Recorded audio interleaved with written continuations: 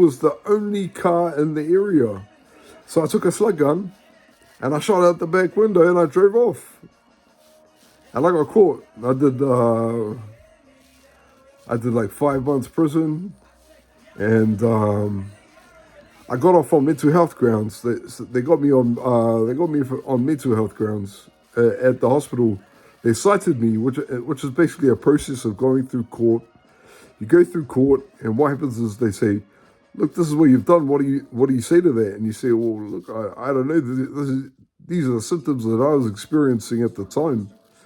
And basically, what they said to me is, "You're a schizophrenic." And I said, "Oh yeah, okay, I'm a schizophrenic." And I got treated. On risperidone and another medication. I'm not exactly sure what it was, but I got treated over a period of 6 months. And basically, what it did to me was dozed me out. It dozed me right out, and I couldn't function properly, and so I stopped taking it because the effect, what was going on when the crime happened, was still happening. So I did my homework, and I started playing with neural networking, and I got some neural networking techniques, and yeah, I've basically solved the problem now. I've stabilized my nuclei, my brain waves, and but it still continues. Like, they still continue to try it and target me, but no effect. There's nothing to it anymore. I just turn my computer on, put out a 4D linear grid, and stabilize my nucleus with plotting it with points. And every time a point goes off, you just plot over it, and you stabilize it, you normalize it, and it stops. So, like, for all you people in like mental health and around the world, I mean, especially in New Zealand, where this experience happened for me, I'm telling you now that if your experience carries on, you should probably look into neurology and BCI software, brain computer interface software, to solve the problem for yourself, because it doesn't solve itself. And if you let it go and continue, even with psychological drugs, processing your thoughts like in a regular fashion, as it were, will still be subpar, and you'll still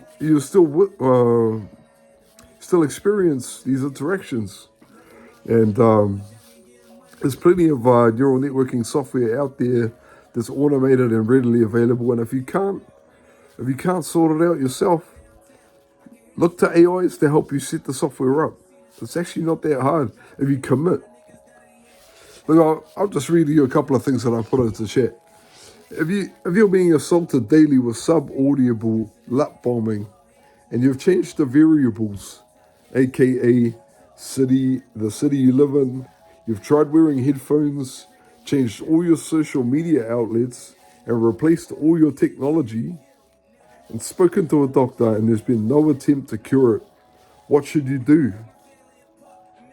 And it pretty much says chronic exposure to stress and anxiety and perceived threats have significant mental health issues. And what I want to say is, like, it's exactly right. It's a perceived threat. It's all in your head. They want you to act out.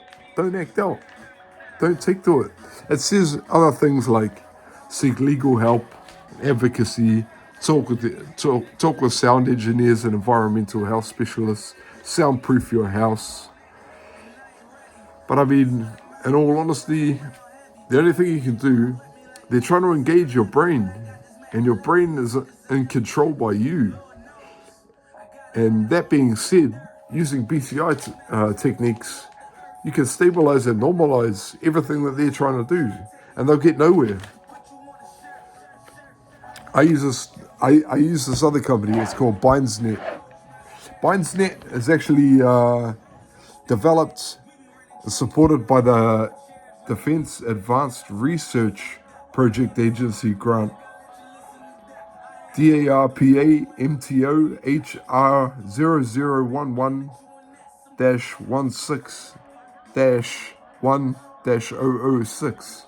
So it actually had an advanced a defense mechanism, a defense purpose for professional defense personnel. Obviously, wars in places like Afghanistan and all through the Arab countries and over Russia, they're using radio warfare to fuck the troops over. And look, that happens in war. But that shouldn't happen in everybody's city. They're using it now. All these people that have dropped out of mains and the software engineering course, they're all using it in combination with real estate and in combination with audio-visual techniques. And what they're doing things sneaky shit. Fucking sneaky shit. They'll fucking, they'll cover your ears and they'll latch your optical lens with this thing called electric eel. It was invented in the 60s. It's a technique in audio-visual engineering. It's called electric eel.